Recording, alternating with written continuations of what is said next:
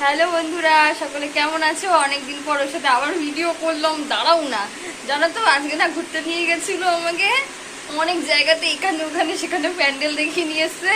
আর ঠাকুর কিছু কিছু মণ্ডপে ঠাকুর রয়েছে, সেগুলো দেখিয়ে নিয়ে এসছে। হাতটা সরাও দেখিয়ে নিয়ে এসে, দেখানোর পর জানো ওকে রাস্তাতে কি বলতে বলতে নিয়ে এসছে, বলো কি বলছো?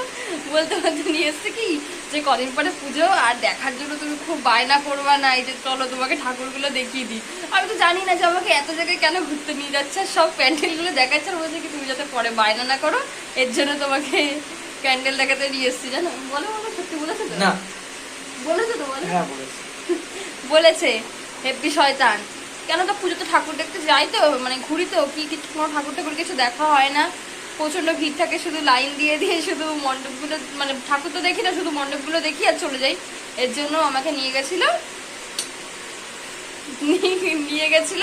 তাই ঠাকুরগুলো কিছু কিছু মণ্ডপে এসে গেছে, সেগুলো দেখে এলাম, খুব ভালো লাগলো, একটু ঘুরে এলাম। আর আচ্ছা হয়ে গেছে এখন। চুপ।